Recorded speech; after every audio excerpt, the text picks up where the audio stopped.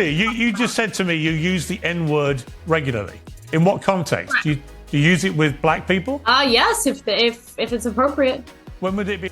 This is so diabolical. And up next, we're going to talk about something truly absurd and bizarre that I saw over the last couple days over the weekend for Halloween. A far-right troll, really no other word for her, named Lilly Gaddis, who I think her claim to fame is like saying the N-word a bunch, and now she's become like a white supremacist influencer or something. But she decided to do a blackface live stream as a Halloween stunt, and she went in full blackface. Although for some strange reason, she decided not to do her hands.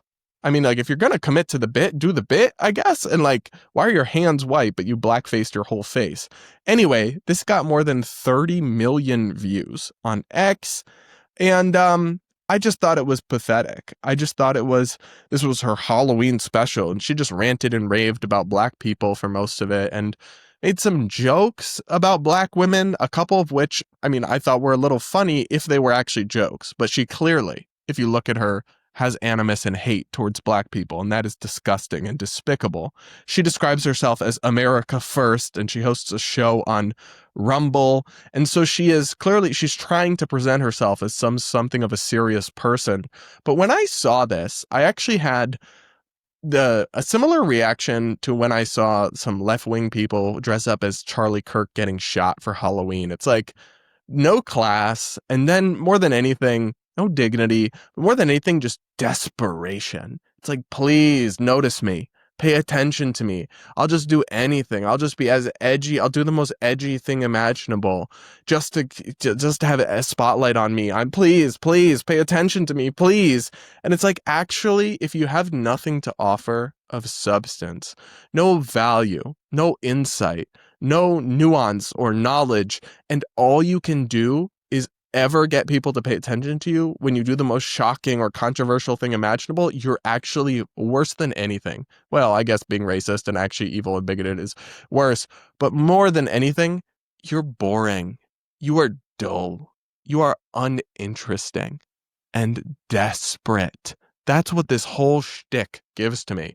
Desperate. I mean, this woman is just edging herself more and more extreme every time she goes on camera or speaks, because she went viral once, I think, for saying the N-word, and then was like, but I'm not racist. And then people were like, okay. And then 2 minutes were over. And then she came back. She's like, actually, I am racist. I'm not even kidding. And now she's trying to become like, I don't know, girl version of Nick Fuentes, but whatever you think of him, and I think he's reprehensible as a human being, he is smarter and wittier than her. And then also that fan base also hates women. So you're not going to successfully build up a loyal audience there.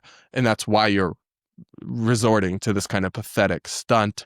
But this reminded me of that time this girl went on Piers Morgan. And I wanted to play that clip again because it's still one of the most insane back and forths on TV I've ever seen. And this didn't even get to the N-word part. This was just her admitting that she's racist. Listen to this. Why would you want to support a white racist? Because I want to support free speech, and you cannot have free speech in a country. No, that's fine. You can support free speech, but you also have to be accountable for what you say. I mean, would you use the N-word out of interest? Yes. You would? Mm-hmm. I do, quite frequently. You use the N-word quite frequently. Well, why? Other than the fact you're a despicable racist. Are you? Some would say I am. I guess according to the ADL, I'm a white supremacist. I'm a neo-Nazi. Yeah, well, if you use the N-word repeatedly, you are a racist, then, are you? Sure, I'll embrace that. If that means forwarding, helping white people achieve freedom of speech, real freedom of speech, which, by the way, Shiloh Hendricks is being attacked on all fronts. They're trying to bring legal charges against her. They're trying to get her children taken away. So you were saying Carmelo Anthony, it doesn't matter. That's a different Sorry, but just to be thing. clear, you just said to me you use the N-word regularly. In what context? Right. Do you use it with black people? Yes, if it's appropriate. When would it be?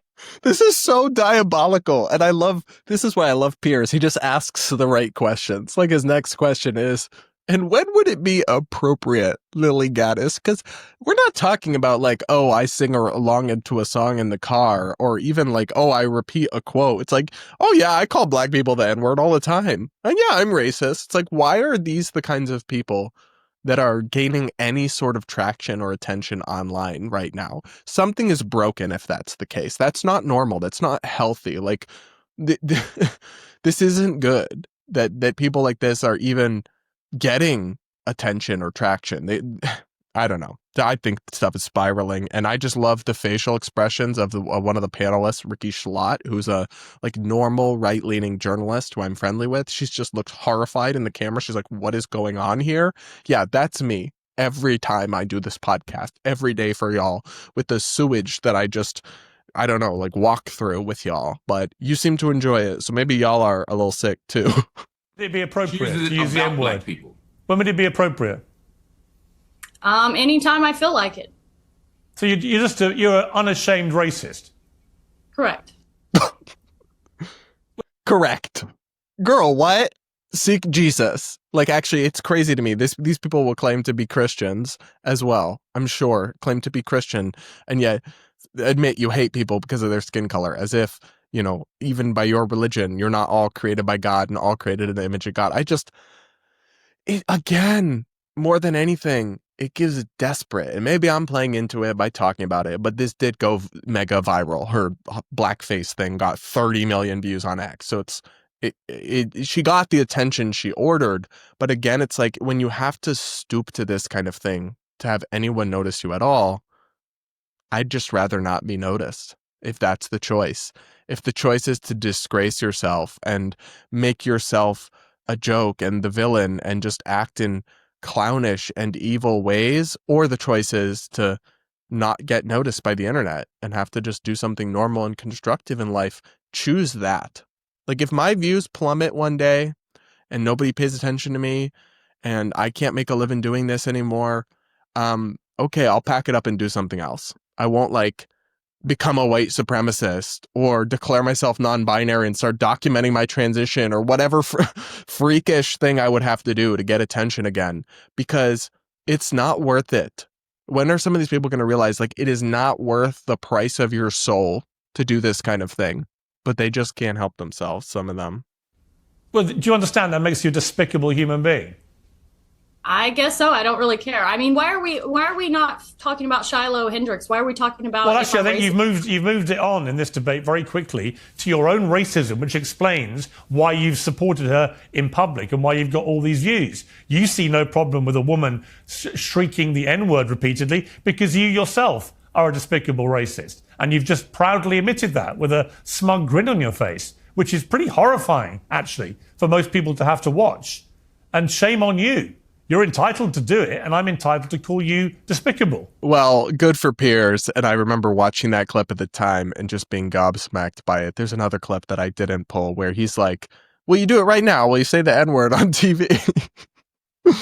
And I don't know. It is the Jerry Springer of politics, but I do love me some Piers Morgan uncensored. But I find it sad, and more than anything, I find it concerning that people like this, it's working for them, or they wouldn't keep doing it. The outrage, this is what we call rage bait, right? Lily Tino is the same thing. This is like the alt-right Lily Tino, basically. When Lily Tino starts talking about her cake pops at Disney, that is intentionally to get a rise out of people and to go viral, and it works. And this person is doing a similar shtick. And maybe the platforms need to like demonetize that kind of content. I don't know, but that is very corrosive. Like, that is pushing social media discourse off a cliff. That style of commentary, and the fact that it does succeed at bringing people the attention they ordered, but it can't be worth it. That's what I keep coming back to, Lily. It cannot be worth the price of your soul and dignity just to get some views on Twitter. I don't know. That's my take, but y'all will have to let me know what you think in the comments. Do make sure you're subscribed, hit the like button.